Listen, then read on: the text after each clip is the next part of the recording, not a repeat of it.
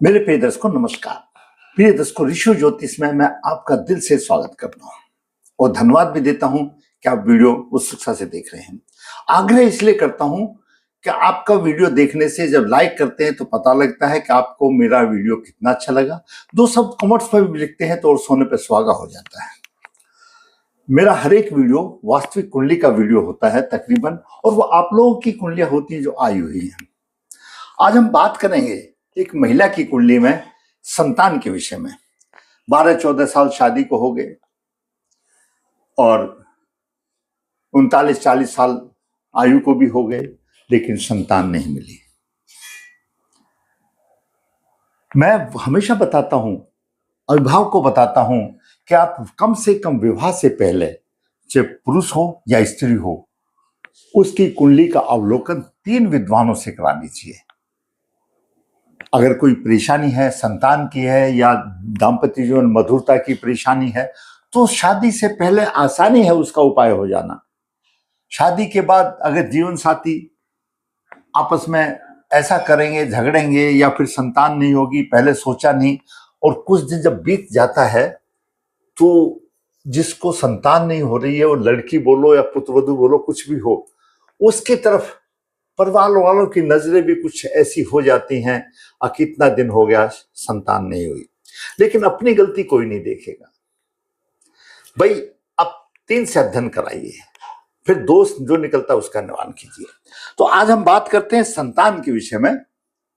ये 12 भाव कुंडली के हैं। लगन का भाव है, स्वयं का प्रतिनिधि है। द्वितीय भाव धन परिवार कुटुंब का है। संतान के लिए द्वितीय भाव भी बहुत जरूरी है।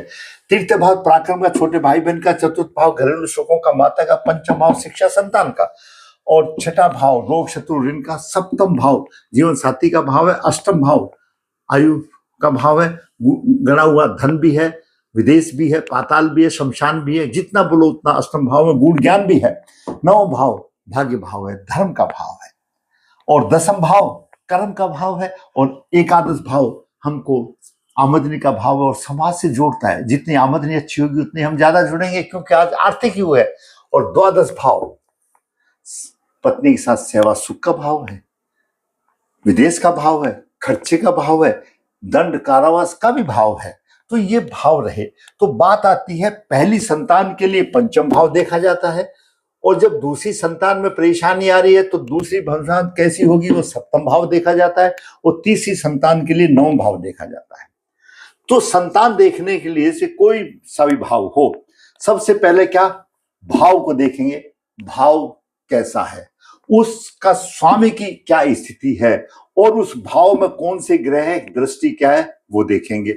यानी भाव देखेंगे, भावेश देखेंगे, कारक देखेंगे, और दृष्टि है जो भाव पाप प्रभावित है या भावेश पाप प्रभावित है, या कारक ग्रह किस स्थिति में है, या कौन ग्रह दृष्ट कर रहा है, वो देखेंगे। हर एक भाव में, पंचम भाव में हो चाहे सप्तम भाव में चाहे 9वें भाव में हो, वो सारी चीज देखेंगे। और पहली संतान के लिए सबसे पहले लगन से पंचम, लगन से पंचम। उसके बाद जहां पर आपकी कुंडली में चंद्रमा बैठा है, चंद्रमा से भी पंचम। तीसरा योग है गुरु से भी पंचम। 3 भाव अवश्य देखने हैं पहली संतान के लिए। लगन से पंचम क्या कहता है, चंद्रमा से पंचम क्या कहता है, और गुरु से पंचम क्या कहता है। 3 भाव देखने हैं। तो आइए विचार करते जो कुंडली आई क्या है। संतान प्राप्ति क्यों नहीं हो रही, कारण और निवारण। जातिका का जन्म 19 जून 1987 कृष्ण पक्ष 9 रेवती चंद्र शुक्रवार को रात को 23:50 पर हुआ। कुंभ लगन है, 21 डिग्री है, और द्वितीय भाव में राहु 13 डिग्री लेकर के, चंद्रमा 20 डिग्री लेकर के है। तृतीय भाव में गुरु 0031 डिग्री लेकर के है। चतुर्थ भाव में लग्न शुक्र अपनी राशि में है 14 लेकर के, मालव योग बना रहा है, और लग्नेश की दृष्टि है। लग्नेश की दृष्टि शुक्र के ऊपर है, और शुक्र मालव योग बना रहा है। शुक्र भाग्य का भी स्वामी है, अच्छा स्थिति मालव योग बना रहा है, और लग्नेश शनि 10म भाव में है। ग्रहों की ये अच्छी स्थिति है। बात करते हैं पंचम भाव की। पंचम भाव में बुध अपनी राशि में 23 डिग्री लेकर, सूर्य 4:15 पर लेकर के, और मंगल 25 डिग्री 28 मिनट लेकर के है, केतु 13:49 लेकर के है, शनि 23:24 लेकर के।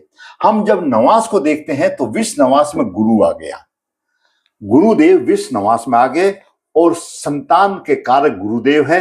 चाहे आप पहली संतान को देख रहे हैं या दूसरी संतान को देख रहे हैं, तीसरी संतान देने को, संतान के कारक गुरुदेव हैं।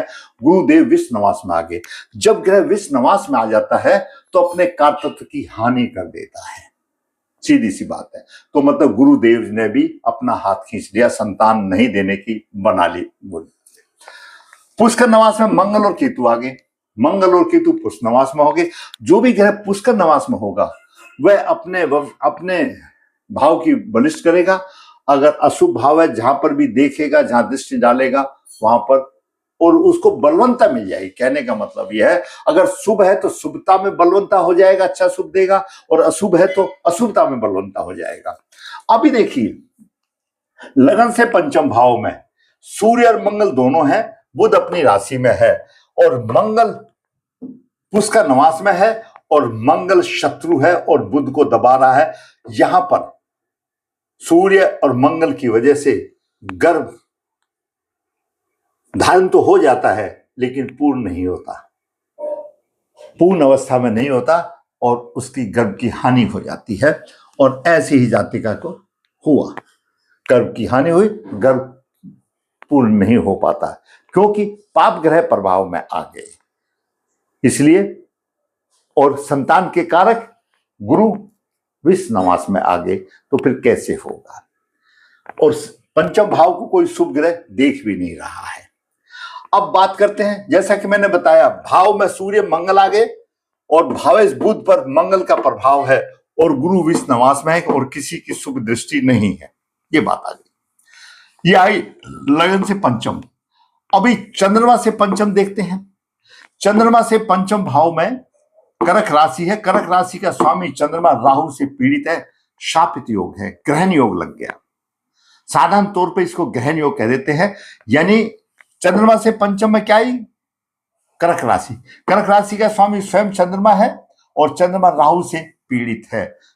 और दूसरी खास बात, ये गूढ़ रहस्य कोई नहीं बताता, जानते तो सब कुछ है लेकिन बताता कोई नहीं। द्वितीय भाव भी कुटुंब परिवार का, धन का भाव है। परिवार में बढ़ोतरी होगी अगर द्वितीय भाव ठीक होगा तो। यहां पर चंद्रमा राहु का गहन योग बोलो या शापित योग बोलो, जैसे बोलो, या पिचास योग बोलो, किन नामों से बोला जाता है, द्वितीय भाव में होना वंश की हानि करने वाली बात है। अब चंद्रमा राहु का ये योग आया क्यों? इनके पूर्वज ने या इस जातिका ने, किसी ने भी पूर्व जन्म में किसी निर्दोष स्त्री पर व्यभिचार का आरोप लगाया, या किसी विधवा स्त्री की संपत्ति को हड़प लिया। उस स्त्री का 7 पीढ़ी तक श्राप चलता है। आप ये सोचते हो थोड़े दिन के लिए कि मैं मकान बना रहा हूं, बाजू वाले की 1 इंच जमीन दाब लूं या 1 फुट दाब लूं, वो बेचारा असहाय है, कुछ बोल नहीं पाएगा। याद रखो मेरे दर्शकों, जो धन की चोरी और धन ऐसे प्रॉपर्टी का अवैध कब्जा कर लेने से वो 7 पीढ़ी तक श्राप हो जाता है। और ये शास्त्र बताता है, अब चंद्रमा के साथ जब राहु हो तो 7 पीढ़ी का श्राप है। उस 7 पीढ़ियों में कितने भी शीलवान हो, लेकिन संघर्ष में जीवन होगा, दरिद्रता होगी, स्त्रियों को परेशानी होगी, बच्चों को परेशानी, नाना प्रकार की बातें आ जाएंगी। तो यहाँ पर शापित हो गया द्वितीय भाव में। तो चंद्रमा से पंचम में भी नहीं है। चंद्रमा से पंचम का स्वामी चंद्रमा स्वयं राहु से पीड़ित आ गया, ये बात आ गई। अब देखें गुरु से पंचम। गुरु से पंचम भाव में, सप्तम भाव में सिंह राशि है, और गुरु स्वयं विष नवास में देख रहा है। लग्नेश शनि भी देख रहा है, शत्रु राशि में है। लेकिन लग्नेश शनि जहां पर भी देखेगा, चाहे शत्रु राशि हो कुछ भी हो, क्यों वो लग्नेश है, जहां पर दृष्टिपात करेगा वो पॉजिटिव योग बनाने की कोशिश करेगा। लेकिन संतान तो गुरुदेव ने देनी है, और गुरुदेव तो विष नवास में आ गए, तो यहां पर भी गुरु से भी यहां पर भी नहीं आ रही। यानी मैंने कहा था कि पहले लगन से पंचम देखो, चंद्रमा से पंचम देखो, दोनों विपरीत, और गुरु से पंचम दोनों देखो, ये हो गई पहली स्थान का योग। तो जब तक पहली स्थान उनको नहीं मिलेगी, जो दूसरी स्थान में आगे बढ़ने वाली बात ही नहीं। तो इस तरह से, और द्वितीय भाव चंद्रमा राहु हो गया, कुंडली शापित हो गई, कुंडली शापित हो गई। अब इसके वर्ग कुंडलियों में भी देखना चाहिए, जब आप दोष निवारण करते हैं तो वर्ग कुंडलियां भी देखनी चाहिए, सप्तमास भी देखना चाहिए, ये सब चीजें देखनी चाहिए, होरा कुंडली भी देखनी चाहिए, और नवास तो मैं देखता ही हूं। अब मैं नवास से आपका मार्गदर्शन और करा देता हूं। नवास कुंडली में मेष नवास की कुंडली बनी, पंचम भाव में सिंह राशि आई। सिंह राशि का स्वामी अष्टम भाव में सूर्य राहु से पीड़ित है, यानी पंचमेश नवास में भी पीड़ित हो गया, पीड़ित हो गया, पंचमेश नवास में पीड़ित हो गया। अब यहां का बुध, पंचम भाव के स्वामी का बुध पंचमेश यानी D1 का पंचमेश यहां लगन में है, गुरु के साथ में है। आप भूलोगे अके तो बहुत अच्छा है, गुरु के साथ में है। दोस्तों क्या खाक अच्छा है, गुरु तो विष नवास में है। यहां पर भी पॉजिटिव नहीं मिला, नेगेटिव हो गया, क्योंकि गुरु तो विष नवास में है। वो कैसे दे देगा, कैसे दे देगा? तो गुरु D1 का पंचमेश बुध गुरु के साथ में विष नवास में आ गया, और D9 का पंचमेश सूर्य राहु के साथ आ गया। संतान की हानि हो गई, नहीं मिल रही। 12-14 साल शादी हो गए, आज 87 से कितना हो गया, 13 और 26, 39 की उम्र हो गई। खूब उन्होंने धक्के खा लिए, और जो भी आता है, जो भी यही बोलता है, किसी का बोलता है मैंने सबसे पता कर लिया, मैंने वो जब करा लिया, वो जब करा लिया। भाई दर्शकों जो करना था वो तो किया नहीं। ये जो शापित योग आ गया चंद्रमा राहु का, ये गुरु विष नवास में आ गया। जब तक गुरुदेव हाँ नहीं कहेंगे, जब तक संतान नहीं होगी, क्योंकि कारक गुरुदेव है।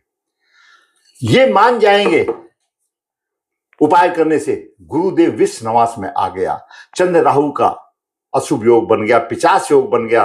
वो स्त्री उसके पीछे साय की माफी घूम रही है, इसलिए इसको पिचास योग भी कहा गया है। इस शापित योग को दूर करना पड़ेगा, और शापित योग के दूर करने के बाद वर्ग कुंडली षडवर्ग में जाकर के वर्ग कुंडलियों का अध्ययन करके जो दोष निकलता है उनका उपाय करना पड़ेगा, और नारायण बलि के साथ में नाग बलि करनी पड़ेगी। तो और ये एक बहुत ही सुपर उपाय है ज्योतिष में, इससे अच्छा उपाय और कोई नहीं है। तो ऐसा जातक षडवर्ग का अध्ययन करा करके, और पितृदोष यानी शापित दोष उसी में निकल जाएगा, उसी टाइम पे निकल जाएगा। साथ साथ नारायण बलि के साथ नाग बलि जरूर करे। और हमने जो देखा है, जिसने श्रद्धा से नारायण बलि के साथ नाग बलि की है, उनको पुत्र रत्न की संतान प्राप्त हुई है। तो आप भी ऐसा है तो आप भी कर लीजिए, ये कर्म है। तो और इसके अलावा कोई उपाय नहीं है। सिर्फ एक ज्योतिष आचार्य, एक पंडित जी तो आपका मार्गदर्शन कर सकता है ना, आपको उपाय कर सकता है। आप श्रद्धा से उपाय करेंगे, भगवान आपको तथास्तु बोलेंगे। ये आपकी श्रद्धा के ऊपर है, किसी पंडित जी या ज्योतिष आचार्य के बस की बात नहीं है। तो ऐसी कुंडलियों का इस तरह से अध्ययन करके निवारण कीजिए, और आप विश्वास रखिए 100% उनको संतान मिलेगी।